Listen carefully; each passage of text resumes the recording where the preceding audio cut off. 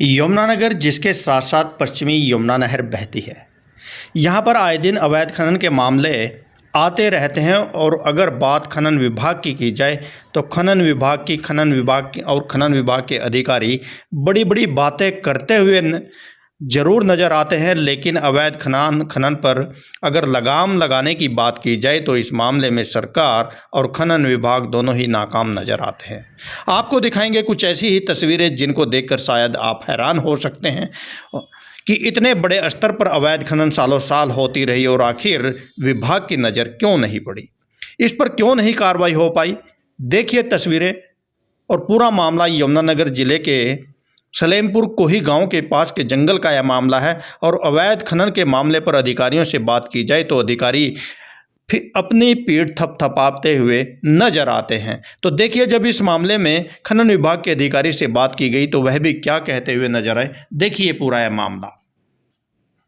ये मैं इस समय आपको जहां पर मैं खड़ा हूं और मैं आपको तस्वीरें दिखाऊंगा उस जगह की जहां पर कितनी बड़ी मात्रा में अवैध खनन हुआ है और अवैध खनन वो किस तरह से हुआ है उसको आपको दिखाने की कोशिश करूंगा। और मैं आपको बता दूं कि हरियाणा प्रदेश की ओर से खनन को रोकने के लिए टीमें गठित की गई है के साथ, ताकि खनन को रोका जा सके और अवैध खनन पर लगाम लगाई जा सके। लेकिन कहीं ना कहीं ये जो टीमें हैं और अवैध खनन विभाग शायद कहीं ना कहीं ये मुख्य दर्शक बना हुआ है अवैध खनन को लेकर। और मैं आपको बता दूं कि अवैध खनन करने वाले जो खनन माफिया हैं उनके हौसले इतने बुलंद हैं कि अगर उन्हें किसी कर्मचारी, अधिकारी और यहाँ तक कि पुलिस अधिकारियों को भी मारना पड़े तो उससे भी शायद किसी तरह का कोई गुरेज नहीं किया जाता। ताजा ही एक उदाहरण हरियाणा के नूह जिले का है और नूह जिले में खनन माफियाओं के द्वारा डंपर चढ़ाकर पुलिस अधिकारी की हत्या कर दी गई थी। इतने हौसले बुलंद खनन माफियाओं के हैं और कहीं ना कहीं इन्हें कथित तौर पर राजनीतिक संरक्षण प्राप्त है। तो अगर मैं यमुनानगर जिले की बात करूं तो यमुनानगर जिले में भी खनन माफिया जो हैं वो पूरी तरह अवैध खनन के लिए बहुत ज़्यादा सक्रिय हैं। और मैं आपको बता दूं कि अगर उनके हौसलों की बात करूं तो उनके हौसले भी काफ़ी बुलंद हैं यमुनानगर जिले में भी। क्योंकि मैं आपको बता दूं कि पिछले दिनों ही ये यमुनानगर जिले में भी एक बहुत बड़ी घटना हुई थी। जो खनन विभाग के जो गार्ड हैं उनकी जो झोंपड़ियां थी उनको भी खनन माफियाओं के द्वारा आग लगा दी गई थी। तो इसी तरह आप देख लीजिए कि जो यहाँ पर कितने बड़े लेवल पर खनन किया गया है, शायद इसका आकलन कर पाना भी मुश्किल है। 2 फीट नहीं, 4 फीट नहीं, 10 फीट नहीं, शायद अगर मैं आपको बता दूं कि शायद 20-25 फीट से भी ज़्यादा गहराई तक यहाँ पर ये खेत हैं, यहाँ पर जहाँ खेती की जाती है। और यहाँ आसपास मैं आपको दिखाऊं कि ये पीछे कैमरे के माध्यम से दिखाने की कोशिश करूँगा कि ये पेड़ पौधे यहाँ पर खड़े हैं और ये में साथ में आप फसल देख सकते हैं। सामने दिखाओ, जूम करके दिखाओ कि जो पेड़ सफेदे के और यहाँ पर पॉपुलर के जो पेड़ नजर आ रहे हैं वहाँ साथ इसी के साथ लगते हुए खेत में आपको धान की फसल देखी जा सकती है। और यहाँ पर खेती होती है, लेकिन यहाँ खेतों के बीच में ही कितनी गहरी खनन यहाँ खनन माफियाओं के द्वारा कर दी गई है। और मैं आपको दिखाने की कोशिश करूँगा, शायद आइडिया लगवाने की कोशिश करूँगा कि आप देख सकते हैं कि अगर मैं अपनी हाइट से ऊपर अगर अपना हाथ भी उठाता हूं तो मेरा हाथ भी शायद बहुत ज़्यादा नीचे रह जाता है जो यहाँ पर जो खनन जो की गई है।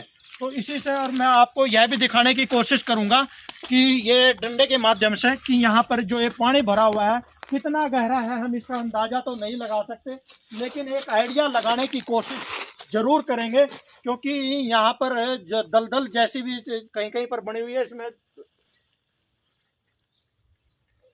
तो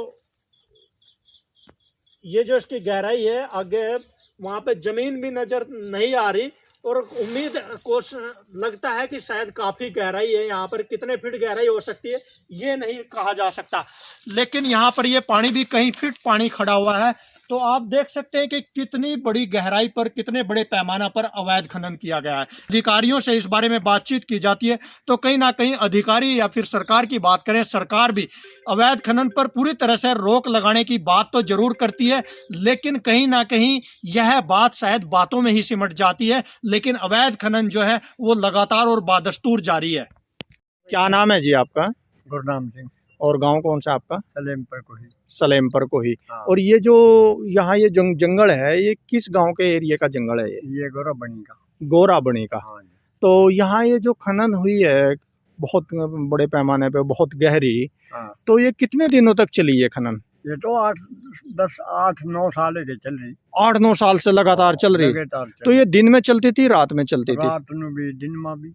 रात में भी, दिन में भी। हाँ। तो अगर इतनी गहरी खनन, अगर ये अवैध खनन होती रही तो क्या खनन विभाग को पता नहीं चला इसका? सबको पता है इसका, सबको पता था, सबको पता। तो रोकी क्यों नहीं गई? क्या पता भी क्यों नहीं रोकी? क्या कारण लगता है इसके पीछे का? बस जी इसका क्या कह सका भाई हम। क्या अधिकारी इसमें मिले हो सकते हैं? हाँ, क्या पता अभी हम नहीं पता इस बारे में।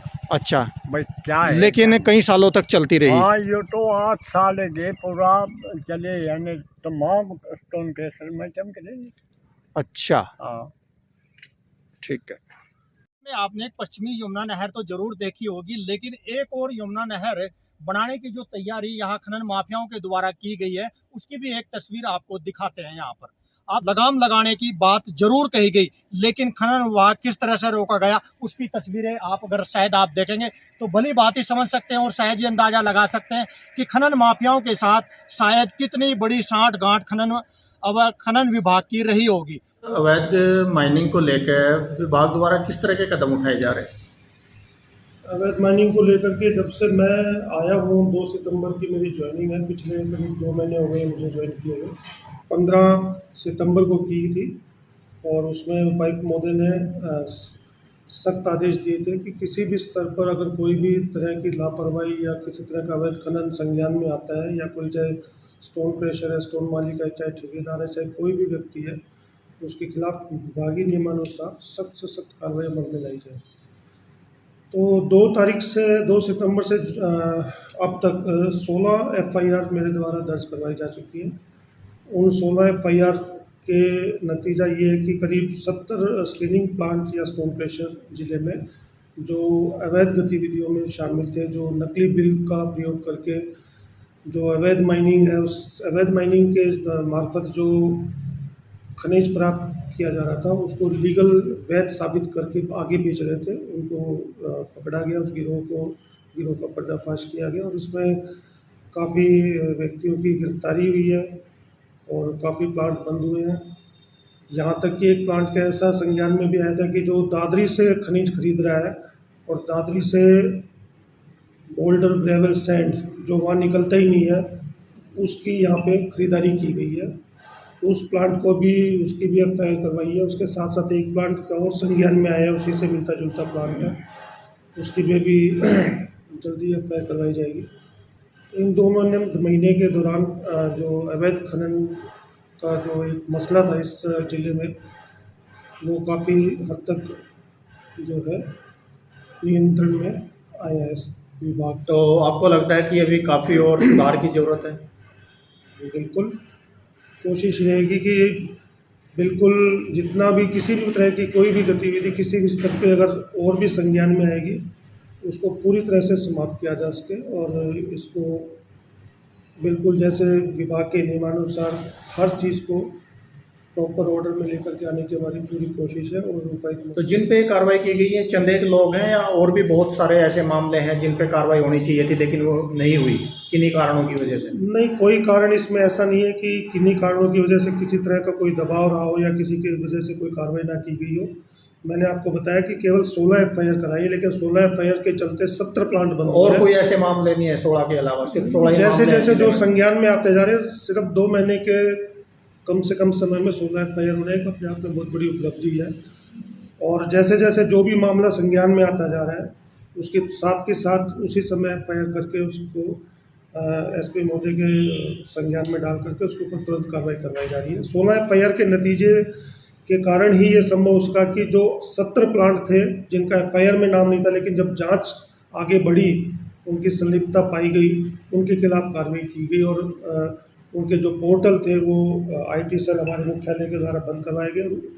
मुख्यालय के स्तर के ऊपर भी इनके ऊपर कार्रवाई की जा रही है। तो जिस तरह से साहवान साहब आपने बताया कि जो भी संज्ञान में आएगा मामला कार्रवाई की जाएगी, लेकिन मैं अगर सलेमपुर को ही एक गांव है, उसके गांव के जंगल के क्षेत्र में सालों साल अवैध माइनिंग चलती रही, लेकिन विभाग की नाक के नीचे वो सब अवैध माइनिंग होती रही सालों साल, लेकिन उस पर कोई कार्रवाई नहीं हुई और वो बड़े स्तर पर अवैध माइनिंग हुई, उस पर क्या कहना चाहेंगे आप? देखो, आप जो शब्द इस्तेमाल कर रहे हैं सालों साल, मुझे तो 2 महीने हुए हैं, लेकिन जैसे जैसे जो भी, चाहे वो काफ़ी समय से हुई हो या हाल में कोई हो रही हो, जो भी चीज़ संज्ञान में आएगी, चाहे वो 10 साल पहले ही क्यों ना हुई हो या हाल फिलहाल में हुई हो, उसके खिलाफ पर्याप्त सबूत जुटा करके कार्रवाई करूँगा। किसी को किसी भी स्तर पे, किसी भी मतलब उसको बख्शा नहीं जाएगा।